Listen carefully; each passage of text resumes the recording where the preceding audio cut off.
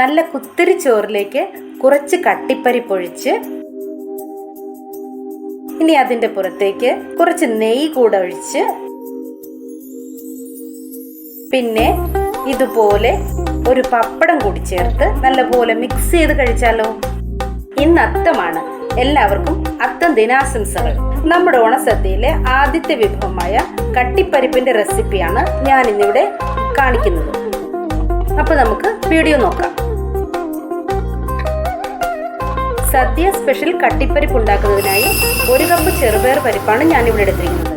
ഈ കറിക്ക് വലിയ പണിയൊന്നുമില്ല, വളരെ പെട്ടെന്ന് നമുക്ക് തയ്യാറാക്കി എടുക്കാവുന്നതാണ്. അപ്പോൾ തുടങ്ങാം. ആദ്യം തന്നെ ഈ പരിപ്പ് ഒരു പാനിലേക്ക് ഇട്ട് കൊടുത്ത് മീഡിയം ഫ്ലെയിമിൽ വെച്ച് 5 മിനിറ്റ് ഒന്ന് വറുത്തെടുക്കണം. ഇനി ഈ പരിപ്പൊന്ന് തണുത്തതിന് ശേഷം നല്ല വൃത്തിയായിട്ട് 3-4 വെള്ളത്തിൽ കഴുകിയെടുക്കണം. ഇങ്ങനെ നന്നായി കഴുകിയെടുത്തതിന് ശേഷം ഇത് നമുക്ക് കുക്കറിലേക്ക് ഇട്ട് കൊടുക്കാം. ഇനി ഇതിലേക്ക് 1/4 ടീസ്പൂൺ മഞ്ഞൾപ്പൊടി, 1/4 ടീസ്പൂൺ ഉപ്പ്, കുറച്ച് വെളിച്ചെണ്ണ, 1/2 ഗ്ലാസ് വെള്ളം, ഇത്രയും ചേർത്ത് കുക്കർ അടച്ച് മീഡിയം ഫ്ലെയിമിൽ ഒരു 3 വിസിൽ വരുന്നത് വരെ അടുപ്പത്ത് വയ്ക്കാം. ഇവിടെ ഇപ്പോൾ പരിപ്പ് നന്നായി വെന്ത് വന്നിട്ടുണ്ട്. ഇനി ഇതിനെ നമുക്ക് വേറൊരു പാനിലേക്ക് മാറ്റി കൊടുക്കാം. ഇനി കറിയിലേക്ക് ചേർക്കാനുള്ള അരപ്പ് തയ്യാറാക്കിയെടുക്കാം. അതിനായി 1/2 കപ്പ് തേങ്ങ ചിരകിയത്, 1 നുള്ളു ജീരകം, 1 നുള്ളു മഞ്ഞൾപ്പൊടി,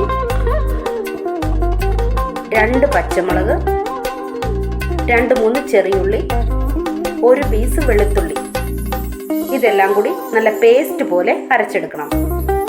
ഇനി ഈ അരപ്പ് പരിപ്പിലേക്ക് ചേർത്ത് കൊടുത്ത് നല്ലതുപോലെ മിക്സ് ചെയ്ത് കൊടുക്കാം.